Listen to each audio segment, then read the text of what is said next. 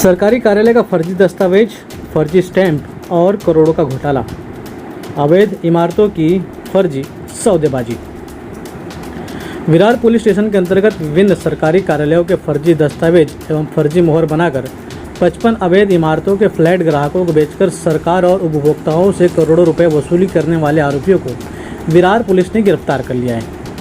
इन आरोपियों ने जिलाधिकारी ठाणे पालघर व उप संचालक नगर रचना विभाग बीबीएमसी इसके फर्जी हस्ताक्षर, फर्जी मुहर का इस्तेमाल कर फर्जी बांधकाम परमिशन, फर्जी बिना खेती प्रमाण पत्र, फर्जी अधिभोग प्रमाण पत्र, फर्जी सर्च रिपोर्ट के आधार पर रेरा अथॉरिटी को गुमराह करते हुए रेरा पंजीकरण कर बिना सक्षम अधिकारी की अनुमति लिए 55 इमारतों के लिए निर्माण अनुमोदन फाइलों की तैयारी की और अवैध इमारतों का निर्माण कर उसमें बने फ्लैट ग्राहकों को बेचकर ग्राहकों एवं शासन को करोड़ों रुपए का चूना लगाने वाले आरोपियों को गिरफ्तार कर लिया है।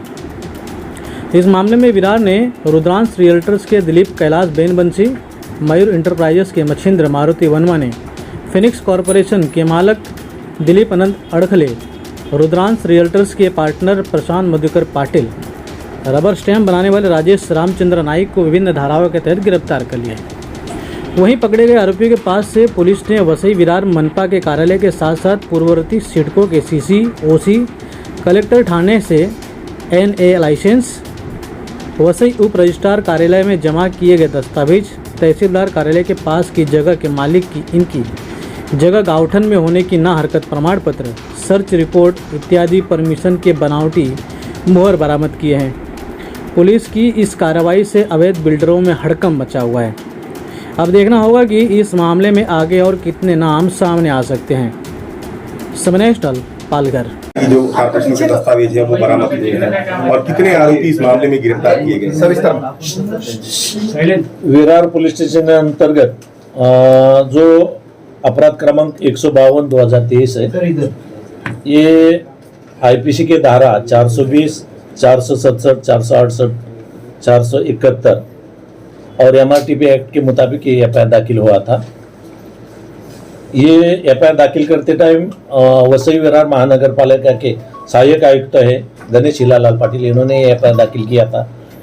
एफआईआर दाखिल करते टाइम उन्होंने ये बताया था कि रुद्रांश ए और रुद्रांश बी, ये जो बिल्डिंग है G+5 फ्लोर का है, ये बिल्डिंग को जो ओसी और सीसी मिला है वो बोगस है और वो बोगस सीसी के ऊपर से ये एफआईआर बिल्डिंग बनवाया है, इसलिए उन्होंने ये एफआईआर दाखिल किया था।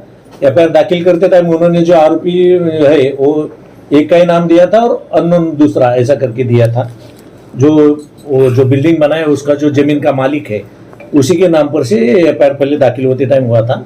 जब हमें इन्वेस्टिगेशन करते गए तभी हमने ये जो और आरोपी को ढूंढ लिया। जब आरोपी क्रमांक 1 है दिलीप बेनवंशी, तो इसको पूछताछ करते गए कि आपने जो ये बिल्डिंग बनवाया उसके लिए आपका जो सीसी है बोगस है वो कहाँ से लाया, बोगस ओसी है वो कहाँ से लाया, बोगस एनए ऑर्डर है वो कहाँ से लाया।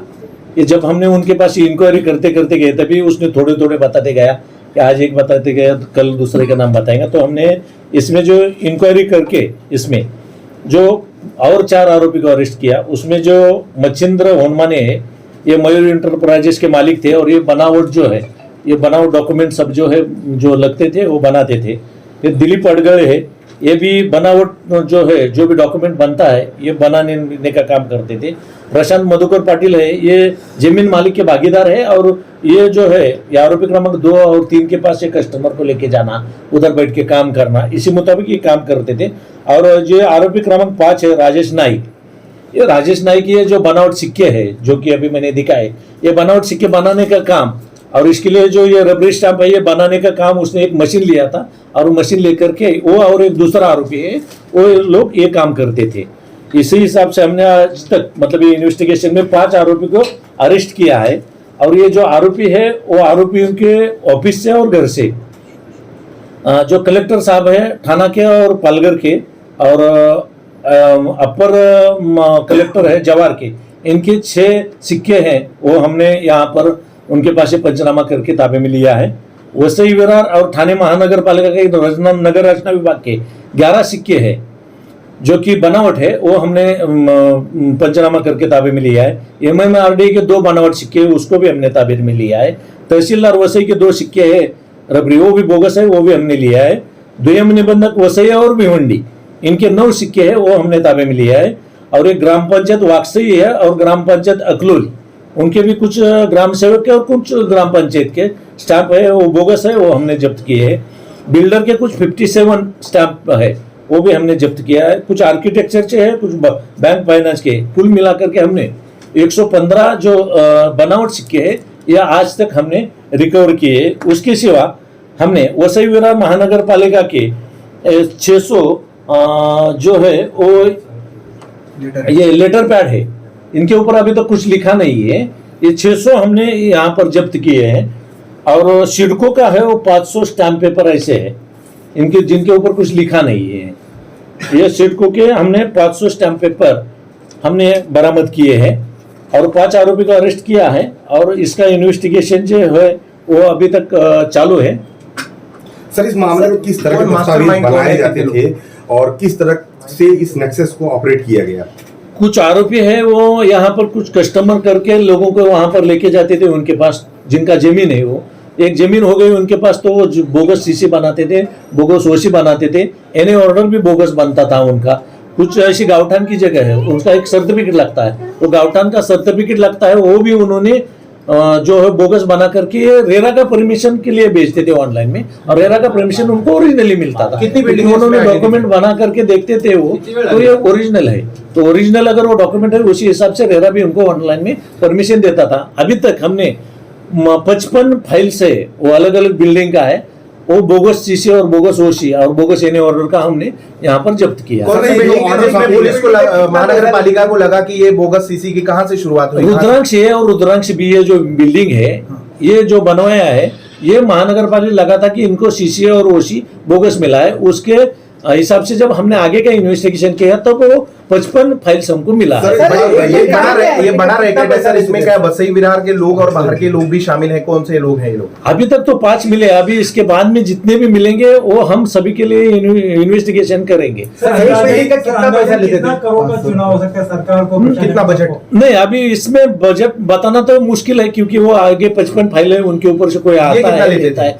ये एक आरोपी एक ने 7 लाख रुपए थे, जो उसमें मुख्य आरोपी अभी बोल सकते हैं वो बिल्डिंग का, और बाकी 2-3 लाख रुपए ऐसा लेते थे, हर एक अपना अपना कमीशन ये वो लेते थे। सर, एक जानकारी दीजिए कि जो ये दस्तावेज बनाए जाते थे कि वो वसई विरार की महानगर पालिका बनाए जाते थे या भिवंडी थाना जिनका जिक्र कर रहे हैं उन जगहों का भी बनाए गए हैं? अभी उसका इन्वेस्टिगेशन चालू है आगे का। उनका अगर सीसी मिला है, ओसी मिला है, तो और वो 55 फाइल है, उसमें भी उनका भी है क्या, वो सब कुछ देख करके अपने को आगे का। सर, ये बिल्डिंग कहाँ के है सब? ये अभी का जो बिल्डिंग है ये रुद्रांश है और भी ये वसई विरार का ही है, और बाकी जो बिल्डिंग है इसमें से हमने कुछ देखा है वो नाला सोपारा और वसई का है।